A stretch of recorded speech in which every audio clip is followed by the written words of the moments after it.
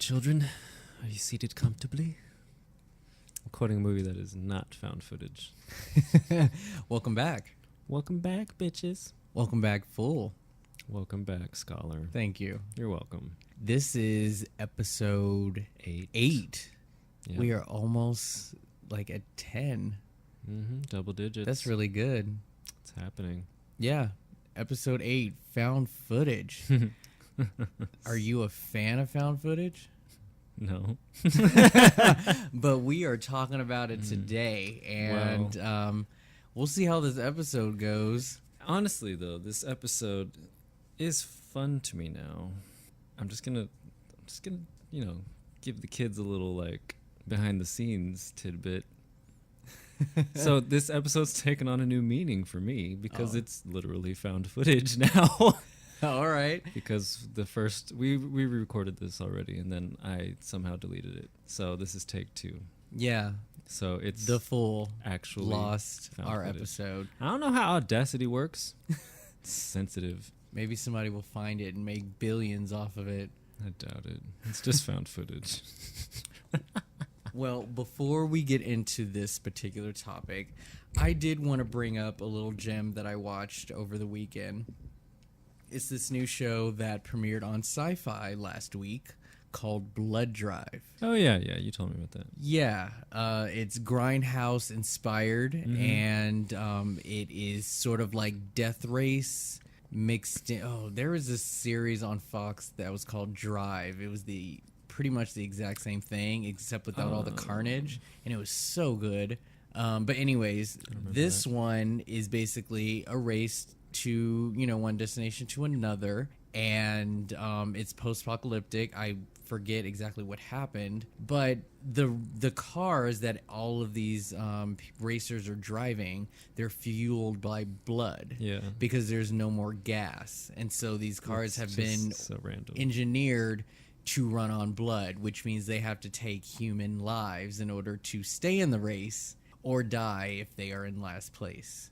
And it features this cop who played Aquaman in Smallville.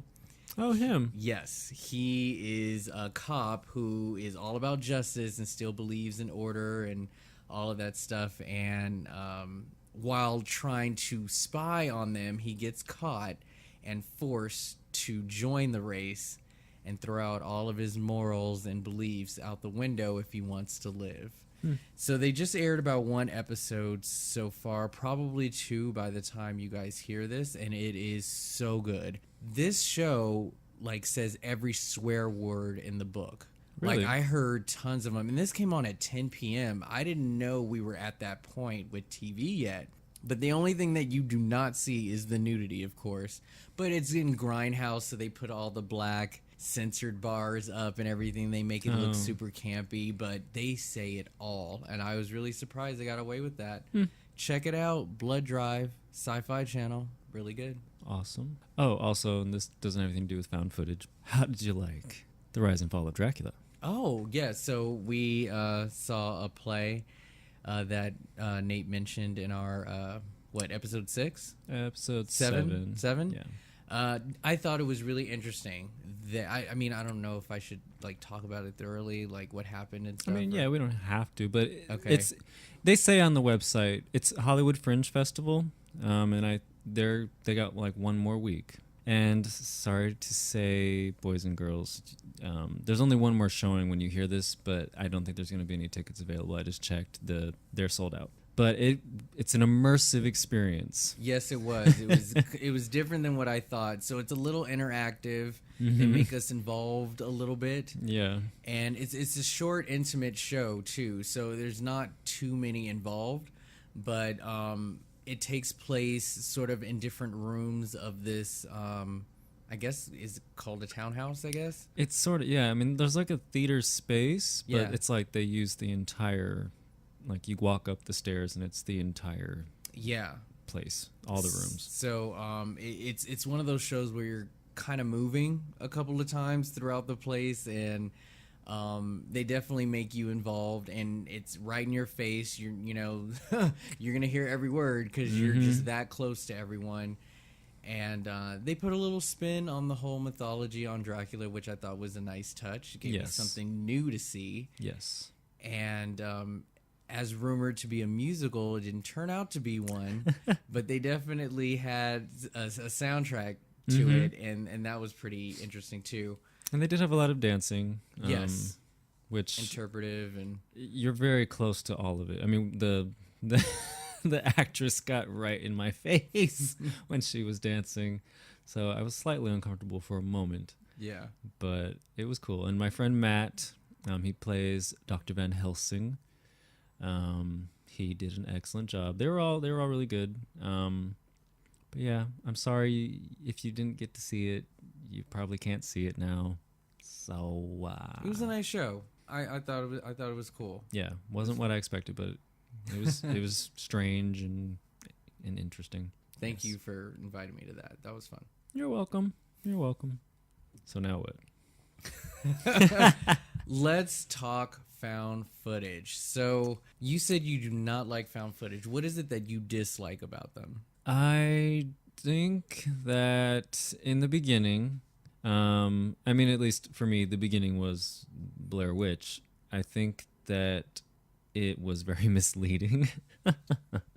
And I mean, at that age, I was a kid, I definitely thought, oh my God, this is real. This is horrible. I can't believe they're putting this in theaters. This happened to people. But, then before I even saw it, I found out, oh, it's just a gimmick. It's a marketing gimmick, and it worked out really well for them. Perfectly. They made lots of money. But I didn't really care for the whole shaky cam thing. I hate that.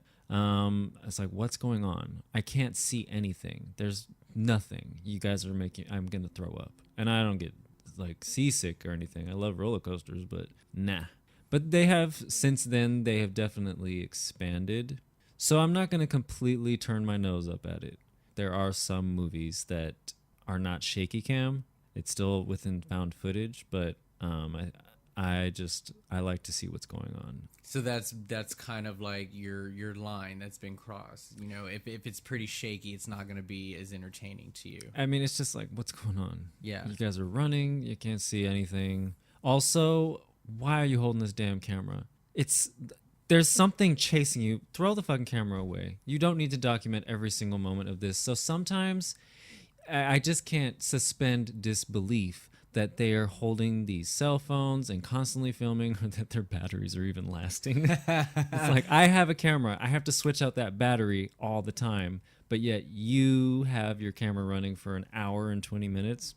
Did they have GoPro back in '99? I don't think so. Okay, because I mean, I'm surprised more movies are not using that sort of like way out to explain why a camera is on the whole time. Yeah. Put it on your head or on your chest, and that's it. No more of this holding. We got to film it all bullshit. Yeah, like if they are really, like, because it's always like, we're filming a documentary based on blah, blah, blah. And then, oh shit, it's real and it's trying to kill us. So yeah, it would be like, yes, I'm going to put this on my head and I'm going to explore things. And it's sort of like, yes, I'm running for my life and I've completely forgotten that I have a fucking camera attached to my head. Who cares? Yeah. But no. What a time, though, to be able to experience what Blair Witch did. I mean, if I remember anything from, early teens and whatnot, it's cool to just be the person that says, yeah, I was at the forefront. I was at the start of when this big giant craze came along. And I went to the movies that night, and it was the midnight showing. And I went with a bunch of friends, and we were so excited. We thought we were going to see some footage of some actual witchery. And I didn't find out, like, at the show that it was fake. I think it was maybe 2 or 3 days afterwards. I was like, oh, this is not supposed to be real. But, man, was I in the right mood when that movie first came out. And after a while, regardless if it was real or not, I mean, I got a little bored. Yeah. I mean, it was a little bit repetitive. They weren't really showing anything. And I did expect to see a lot because they kept it so under wraps. Yeah. And then after the movie, you're like, well, what did they hide from me? Yeah. Yeah. But I will say the final scene where they actually found the home and they're looking for their friend and he's upstairs just facing the wall, just standing there. First off, it's pitch black. So for him to even be in that room, for one, scary as shit. Second, he's standing and facing the wall. He's not saying anything. I don't know why that type of imagery just freaks me out. And that was like a really terrifying like scene for me. Well, it's nice that they connected it to the story because that's how the witches would line the children up. But it just didn't scare me. Yeah, I wasn't scared for the most part. I want to be scared, and I just felt like nothing ever happened. This camera's shaking, you're running all over the place, screaming your head off, but nothing ever happens. So it's annoying. Since then, there have been some movies that have come out, and I have definitely appreciated them. Now, when you chose to watch these other found footage movies, was it for the story, or did the found footage sort of intrigue you? No, not the found footage. Never intrigues me. It never does. That's usually like, I'm not going to waste my time. I'm not going to do it. But it's the story. And the first one that I'll mention is Paranormal Activity. Okay. And when that came out, I was heavy trying to make a name for myself, and I was trying to get a role in anything. So I was auditioning a lot. I'm an actor, by the way. I don't know if I've ever mentioned that at all. You have. But yes, I'm an actor. And when that movie came along and I heard that they made it for like $800 or something, maybe that's completely low. Maybe it was like $8,000. But they made it for nothing. And I was just appreciative of what they were doing, what they were trying to do. So I was like, you know what, let me check this out. And it wasn't shaky cam. It was much more, it was, stationary most of the time. But it was a very simple concept, and you actually do see things. Like the Blair Witch Project, it's a simple concept, but nothing ever happens. It's like at least at the end of fucking Jaws, we see the damn shark. I'm not saying I need to see the witch, but it's like I need something. So in Paranormal Activity, they give me breadcrumbs throughout the film. Things happen. Things are happening. It's like, fuck, yes, I'm scared. Let me stick around. There's a progression. And there was a payoff. Yeah. That movie scared me. That movie scared me when those the demon hooves, hoof prints. Yeah. My hair standing up. Every time I mention that, it makes my hair stand up. Well, nobody wants to hear footsteps in your home when you've got the only two people living in your home in the same room. God. So it's like, I shouldn't be hearing anything. But it's not even just hearing, because I feel like they heard things before and Yeah. different things happen. But then you see these, they're not human feet. This is something else. And I was like, Yeah, they had the footprints. Oh, God. so it was effective. And, demons, demonic things, it scares me most of the time. So a good example of this is, you bring up Paranormal Activity, is that they found a way to keep the camera steady. Yes. In most of those shots. Sometimes they'll do the shaky camera, but it's not consistent, and they figured out a way to do that, and I thought it was still pretty effective. Yeah, and it wasn't like, oh, I'm just going to carry the camera around for no reason. Mm-hmm. It was set up for a specific reason. Now, granted, at the end, we probably should have left. But then again, it wasn't his idea. He should have listened to her early on when she was like, let's leave. But then, shit happens. But there was a reason to have the camera out. Can I tell a story about my experience when I saw this movie? Of course you can. Okay. Well, because I don't want to eat up a whole bunch of the show just with like a story, but I saw this movie with about 6 other gabies, and it's been out for like a couple of weeks, so we actually waited a while before we actually saw this, and there happened to be like 6 of us who had never seen it. And we're watching this movie. For some reason, we decided to sit really close. We were like maybe 5th or 6th row.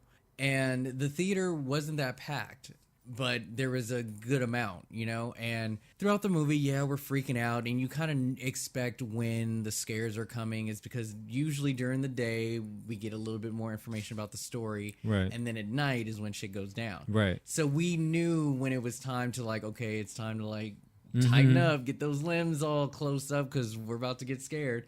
Towards the end, obviously, like when the shit hits the fan and everything is happening, and then all of a sudden it goes silent. Oh.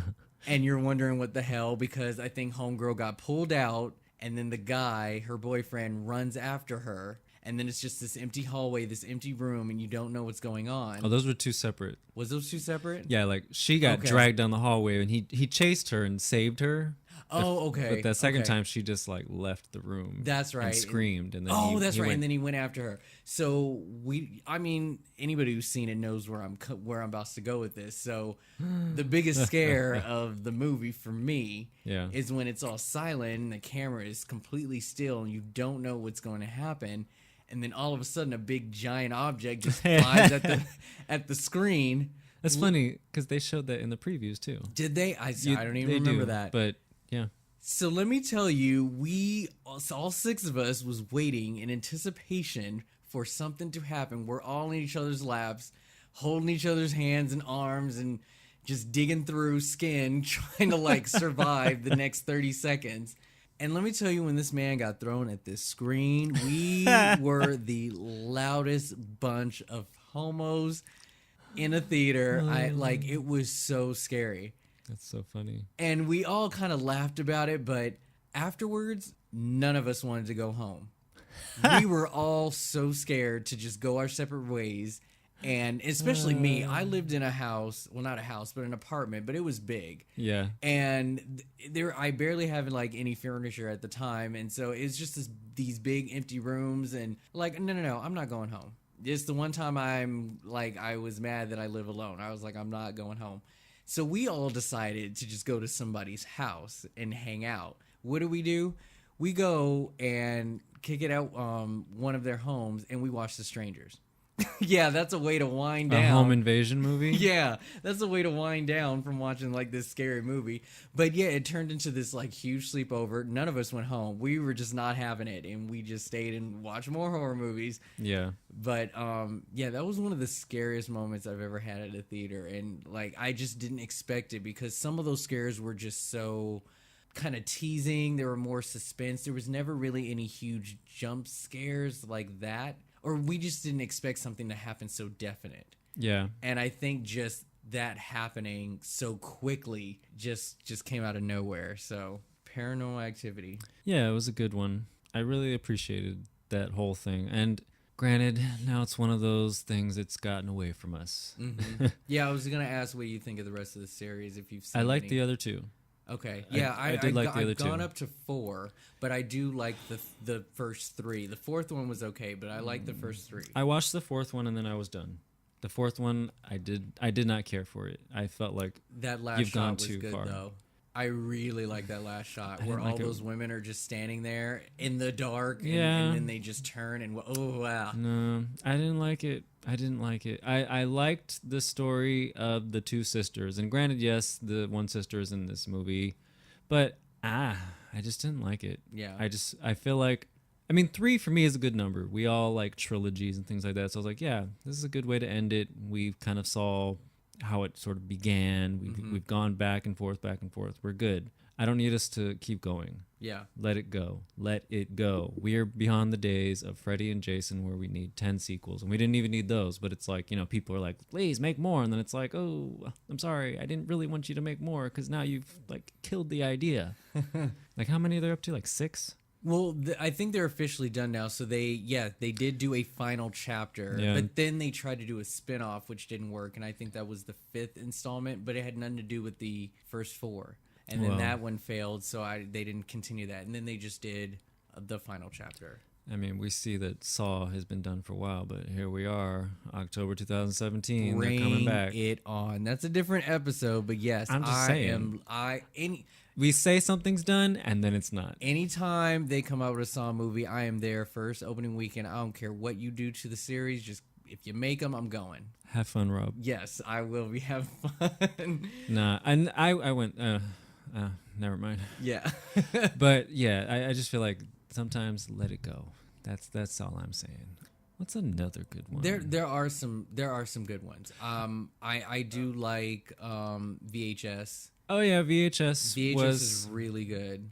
they had some good segments. Those stories were, I thought, thought out very well. Yes. And I also love the fact that they were all different from the previous story that they were telling. Yes. So it wasn't just one type of movie. It wasn't just only supernatural. The second story with the couple in their honeymoon, that one's not as more straight laced. Yeah, the that others one's not were as favored mostly as the rest. supernatural, which I do enjoy when you can pull off supernatural elements on found footage. Mm-hmm. Maybe that's why Blair Witch pissed me off so much. It's like, you ain't gonna show me nothing? Yeah. No lightning bolt? What?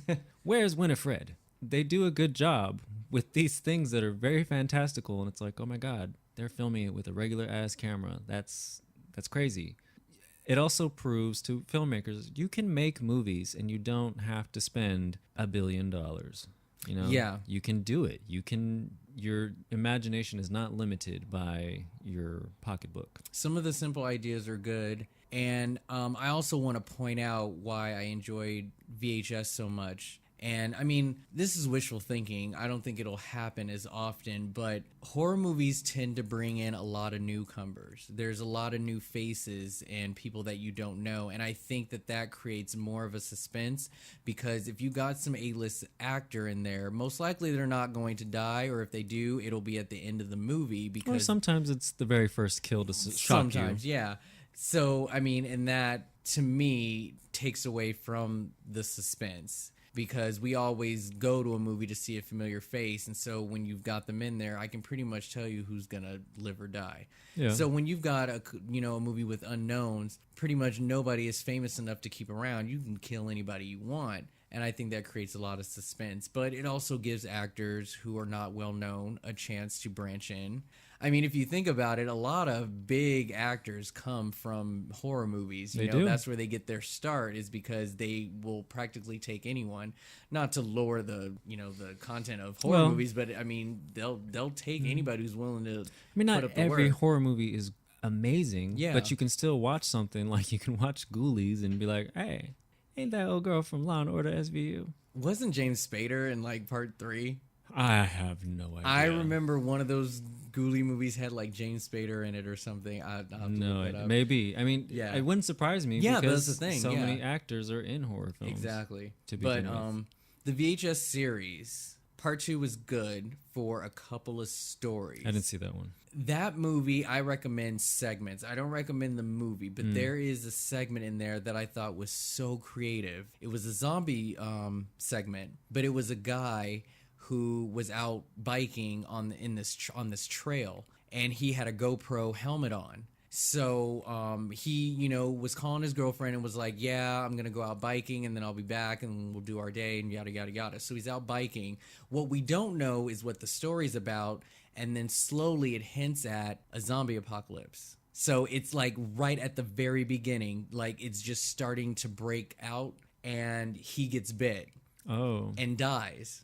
And so because he still has the GoPro on, we get to see the rest of the story from a zombie's perspective. That's funny. And it's brilliant. I think it is so creative. Oh, And that's terrible. Like So- he's eating people. And so we get to kind of see like how they're reanimated and just their perspective from attacking people and people who do damage to them.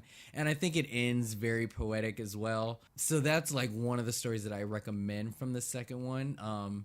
But as a whole, I still like the first one. Viral was just crap. I couldn't do that. Didn't see that either. It was really hard to get through, but they tried, and yeah. But but those, again, they find ways to make the camera kind of steady. They use security cameras or all this other stuff to make it less shaky and more enjoyable to watch. So I really enjoy that series. Yeah. Another one that was good, and I was an adult when I saw this, and I still fell for the marketing ploy. The Fourth Kind. Fourth Kind. Scared the hell out of me. And it was done. I mean, half of it is what you would call like actual film, with Mila Jovovich playing the lead character. She's the psychiatrist. And then they have the other half where it's like, Mila Jovovich is just reenacting the actual events, and then they show the footage of the actual taped recordings of the sessions, the doctor with her patients. And man, I fell for that shit. When I did too. We left the theater and we did not speak at all. Usually it's like you leave and it's like, oh my God, that movie's so scary. Or it's like, that was exciting. That was stupid, blah, blah, blah. We did not speak that entire drive home. When we got home, eventually, of course, we talked, but we didn't talk about the movie. Yeah. We did not talk about that movie. And where did it take place? Do you remember? Alaska. Okay. Some, And like, that's Nome, probably Alaska. why I don't know. walked out thinking like, if it is real, I ain't in Alaska, so I'm chill. But still, it was I'm like chill. Alaska's on the planet. I know. So I was like, oh God. And then maybe a year or 2 years later or something, I was hanging out with one of my friends, and she was like, I was so pissed when I found out that wasn't real. It's not real. Oh my God. Thank you so 'Cause much. that side to side footage that they were showing, like they made that look so authentic. Like, really smart. Yeah, That- very smart. I mean, I'm pissed that you made me fall for it, but still, I was like, oh. I don't remember God. some of the players that were in this movie, but the ones who, took the interviews and made it like, kudos to you. You Yeah. acted your asses off because I thought that shit was And real. the footage that was supposed to like be the found footage, that was scary as fuck. When Yeah, it people was. were like, I don't know, not possessed, but possessed by the aliens, and they would like their voices would change and they would float in the Levitating air off and they the would bed, like yeah. their backs would snap and it would just be like No, very speaking Sumerian. It was scary.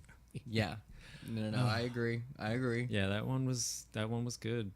So I got to bring this one up because again, it's just different from the other types of found footage that we're used to, and that's Unfriended from MTV, and it's obviously teen based. It's for that demographic, but let me tell you, it's different from other found footage films. So it's one of those different formats where you will literally hate this idea or you'll definitely be impressed and embrace how different it is, because the whole movie takes place on a computer screen. Yeah. And with technology now, you can have so many different windows and things happening, and for the most part it's all on Skype, so you can have multiple people all on the same phone call, and that's basically what it is these 5 friends who gather up to talk about some kind of trip they're going to take.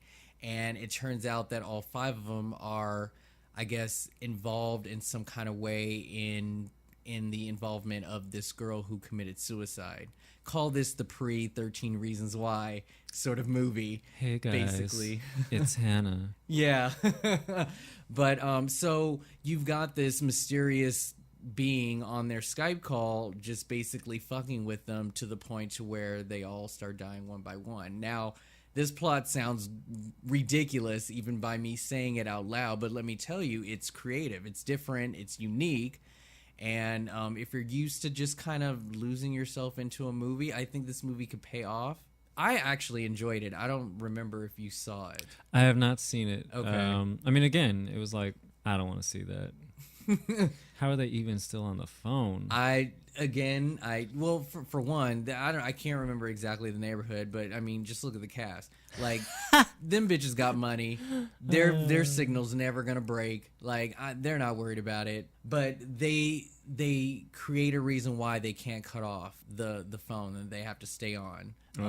Yeah. It's like Speed. Right?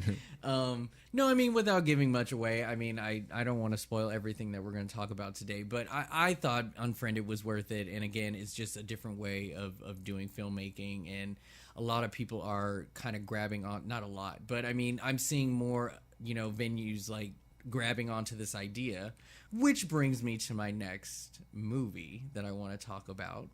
This is on Netflix currently, and it's taken me a while to watch this, but I keep hearing such good things about it. And I finally decided to watch it before our taping today. And it's called The Den. And it involves this girl who is working for some kind of company that is enhancing sort of our social media way of talking. Oh, I thought she was in school. Was she in school? Oh, so I guess it was like a she got thesis some or sort something. of grant. Yeah. Oh, I thought it was for her job. Okay. So she is a part of this project where there is this online social media platform called The Den, or The Den. I think there was some kind of other name for it. But it's basically a program where you can literally talk to anyone randomly around the world. Anybody who's signed up and ready to talk has to be ready to just speak with whoever. And it's just a way to communicate with anyone. Anybody who's just friendly and just wants to just branch out and talk to whoever. And so she decided she wanted to do this experiment where she literally talks to anybody who wants to talk for a good couple of weeks or whatnot. And she stumbles upon this particular profile where and it's all video chat, by the way. So, yeah, there's no, texting or whatever. And she comes across this profile where the video camera's not turned on. It's just this picture of this girl. But the person behind it is just really, really weird. And you start to see that this particular profile keeps connecting to her and bothering her to the point of stalking.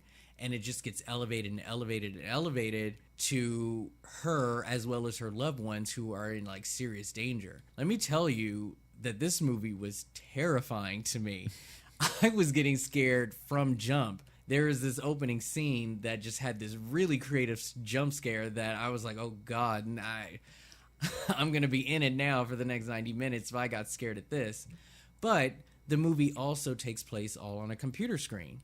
It's not just her computer. They use cell phone, FaceTime or camera and security camera and stuff like that. But most of it's on a computer screen. And I think they pulled it off really, really well. Okay. I was going to ask, what kept them, like what made it still compelling where it was like, oh, okay, that makes sense. I believe that these cameras being used are making sense. So for the first part, when this person was, getting in her face about it, she basically would just cancel the call, go to somebody else. But the person on the other end hacks her computer. Okay. So they actually turn on the camera when she's not even using it. The computer and the camera is facing her bed. And so that's where most of the sort of suspense comes in. And then unwanted recording gets sent to her job and then or to the school, and then she's trying to investigate like what's going on, because a big part of this is that when the profile finally puts a video up, she witnessed a murder. Yeah. So she feels compelled to help and figure out exactly who's on the other end. And, any good Samaritan would want to report a murder that's happened, but it just involves her even more. Yeah. And so that's how they keep the story going. I didn't watch it like Rob did, but I read a little synopsis because I just wanted to be in the know. And I just thought it was so ridiculous that she went to the police multiple times and they're like, well, don't know what to tell you. And I was like, really? You can't do anything at all? I found that hard to believe. There was a ton of stuff happening in this movie. When someone goes missing, okay, maybe. It's like, okay, come back in 24 hours because, hey, maybe they just went for a vacation. Fine. But it's like, look, I'm showing you something. Oh, it might not be real, but it might be. It's like, really? Come on. It was a little too, that was annoying. That they just couldn't do anything at all. Mm-hmm. Yeah. I don't know. But yeah, I definitely recommend this movie. If you haven't seen it, check out The Den. To me, it was scary, and I think you'll enjoy it too. Mm-hmm. From what I read, it sounds enjoyable. Mm-hmm. At first, when I was reading, I was like, no, this is ridiculous. This is far-fetched. This doesn't make any sense. And then I got to the end, and I was like, all right, okay, all right, maybe I'll give it thumbs up. What other ones have you seen? Any other ones that are worth mentioning? No. No, bitch. You liked Quarantine, right? Oh, I did like Quarantine. That's right, I did. Okay. I did like Quarantine. I forget. I forget. Well, yeah, Jennifer Carpenter and who's the cameraman? I don't know his name because I'm a terrible person. He gets a lot of work. He was Yes, in he Diary does of a Diary of a Mad Black Woman. Yeah, that's where I remember him from too. Stephen Harris. Stephen Harris. Harris. And what was his name? Jonathan Scheish. Yeah, Scheish and Jay Hernandez is in it. Oh. We're just talking about them a lot. I know. And you know who else was in it? He was the cop. I don't remember. Columbus Short. Oh, Columbus. Yeah, Columbus Short. So short. I like that movie too. Yeah, I thought did it was Quarantine. fun. There was some really good effective jump scares. Mm-hmm. And it's funny. Let me read this. So I posted this online to see if we can get any comments about your favorite, found footage. There is one comment I do want to read, and it's from David Strugi from Instagram. Hey, Strugi. He says, OMG, I love the Wreck movies. Yeah, and he still needs to catch up on the fourth, but apparently he's seen the first three. I've never seen any of the Wreck films. I've seen the first two. I barely remember part two, but part 1 is basically Quarantine. It's Quarantine, except they're not the story, same ending. Exactly. The story and the reasoning behind Yeah. the epidemic is changed. And I like the reasoning for Wreck. yes, so do I. That's my preferred one too. But I guess maybe they just didn't want to sort of mix genres, basically. Yeah. For the American audiences, we're really stupid. We can't follow things. But that was sort of a movie that was almost shot for shot as well. Yeah. And I'd hate to give this one a pass while others that I have talked shit about. Oh, man. Yeah, but at the same time, I saw Quarantine first and then watched Wrecked. And I still like both of them for what they were. And I think they were still effective. The thing is that I was entertained by both. That's good. And with, the other one, Stepfather that I mentioned on Father's Day episode, that movie wasn't entertaining and you still chose to do shot by shot. Yeah. That's just my personal opinion. Well, even to give another example, I saw the remake of Psycho before I saw the original, and it was terrible. And then I saw the original Psycho, and I loved it. It was still effective. I knew it was going to happen, but for some reason, it was still like, oh. Interesting. It was still good. I don't know. Maybe okay. it was the quality of the performances. Yeah. The subtlety, and that remake. Yeah. Just garbage. No, that could be. But yeah. I really enjoyed Wreck, and I do recommend that if there's a movie out there that's foreign, don't let that bother you. This movie's actually pretty damn good.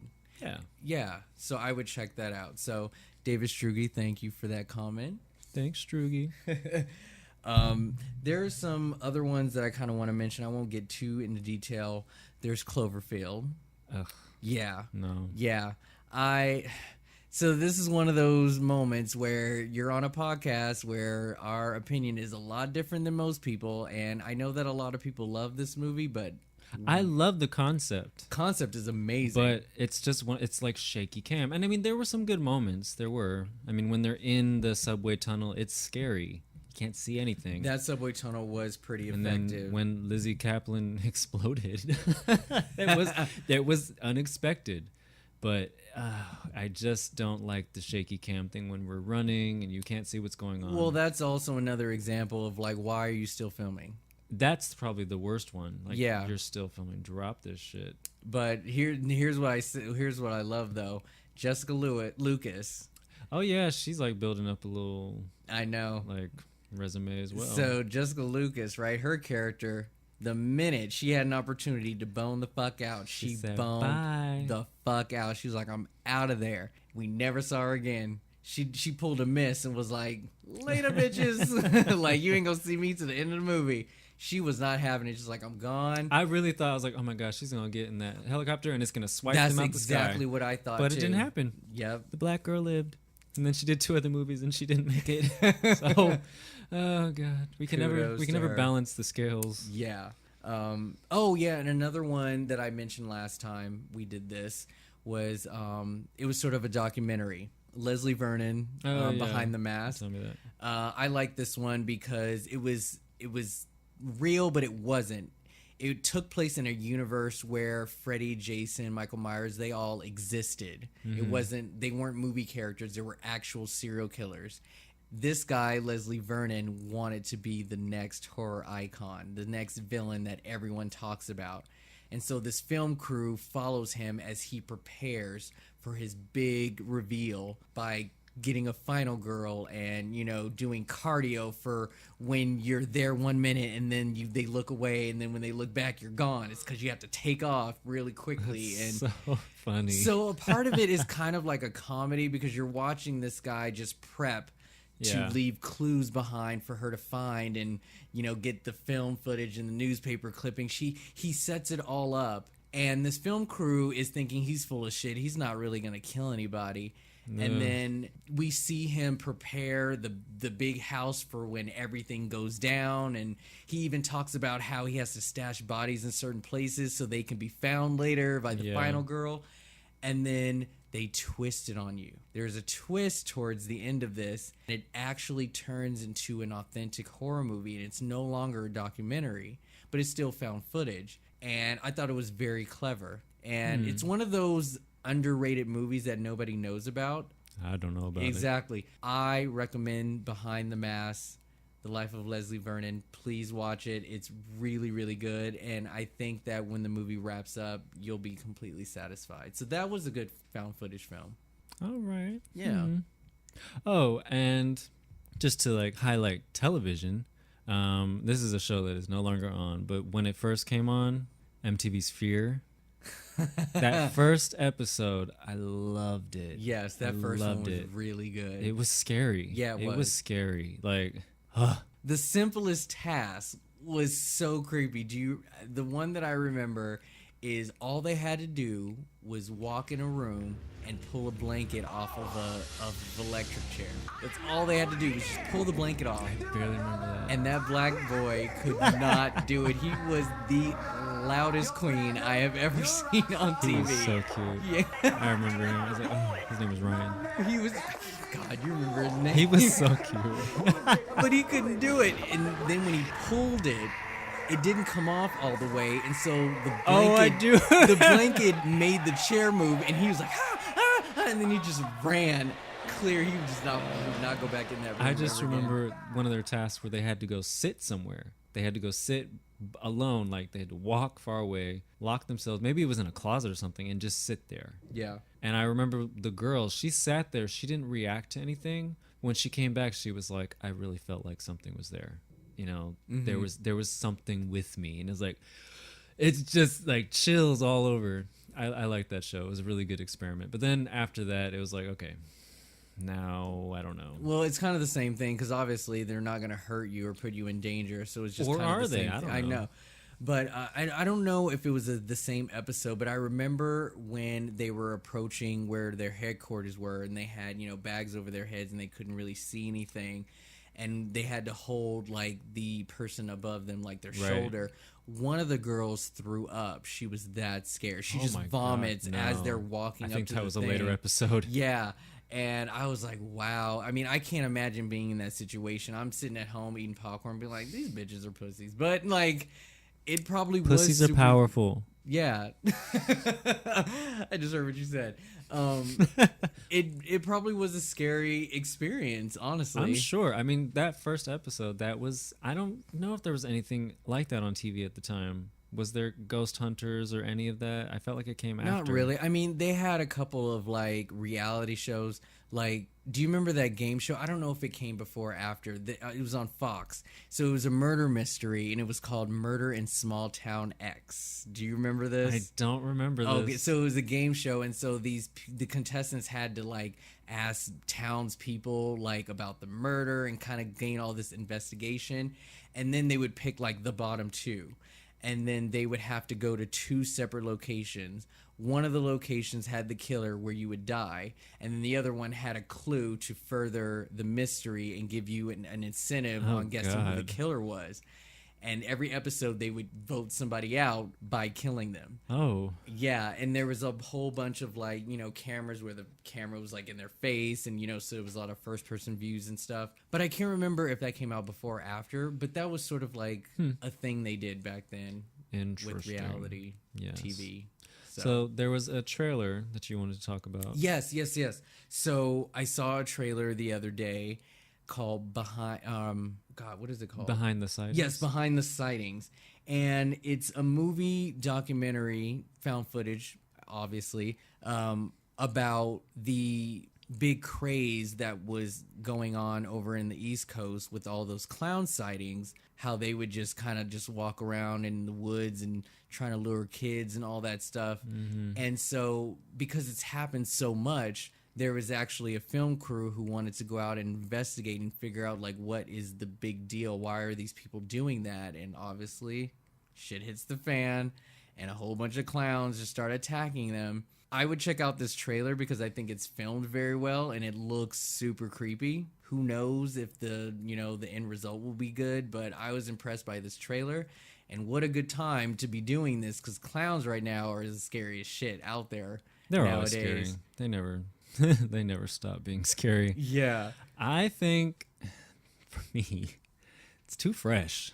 Like this shit just happened. I don't know. They're already making a movie. They're already making a movie, and I'm like, damn, people are still sensitive about this. Like, People were being terrorized. I don't know. I don't know. It might be too much for some moviegoers.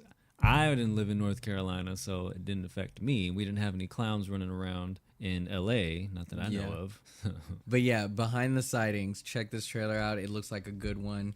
It would be another found footage film that I do plan on seeing. Nice little recommendation. So one other movie before we get to the close of our show is The Visit Nah, with M. Night Shyamalan. no thanks.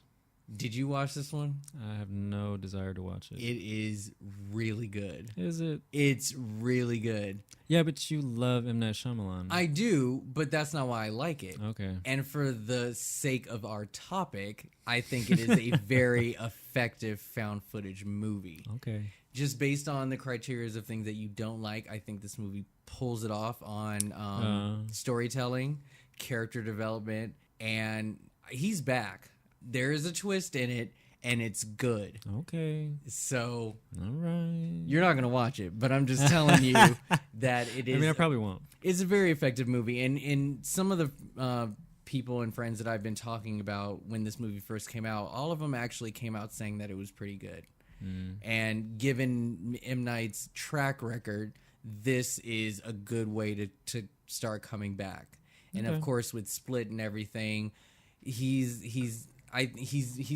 got his fire back now. And again, I thought this was a very good found footage movie. All right, I will take your word for it. I can't wait till we do M. Night. Can't wait. It'll be here and there. Yeah. And one more thing.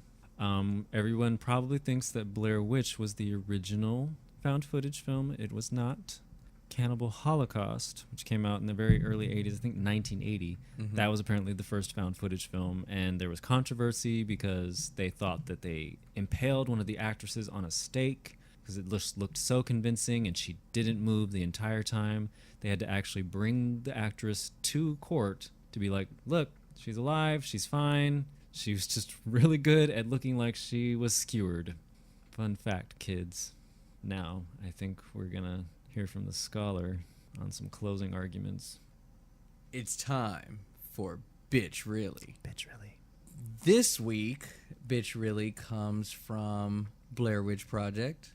I think some of you already know what I'm going to say here, but it involves Joshua, one of the three people who decide they want to go witch hunting. One of the three idiots. This is towards the end of the movie. They are clearly lost in the woods. They have no idea what's going on. They're scaring themselves shitless.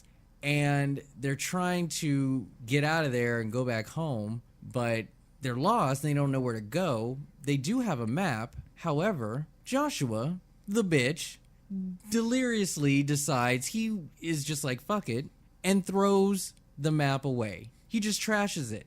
He's like, we don't need it. I can't even read it. We're lost. We're never going to get home. I just chucked that map. It was weighing my bag down. Bitch, really? The only resource you have of possibly getting out of there, and you throw the map away. Like, I have no words. That theater, by the way, was just laughing their ass off. I was actually a little scared for them because I was like, I don't know what they're going to do now, but it just really didn't make any sense that this guy would just throw the map away, and he just laughs about it. And these two friends are like, oh, Joshua, damn you. I would have whooped his ass for throwing away the map. I don't like that movie. I don't like anything about it. I don't like anything. But yeah, that's all I have to say about that one. It's pretty cut and dry. I just couldn't believe it. And he's not the one who ended up face first in that damn wall. It should have been him. Nope, he was dead. But anyways, that's our Bitch Really for this week. Thanks, guys. I hope you enjoyed our found footage chat. And maybe you'll find some good titles that you actually want to watch. I'm done with found footage. If there's one found footage movie out there that can convince Nate, the fool, to like it, I already watched them. It's done. recommend. Send us some good movies out there. Are we missing any good ones out there? Let us know. Send them to Rob. I don't want them.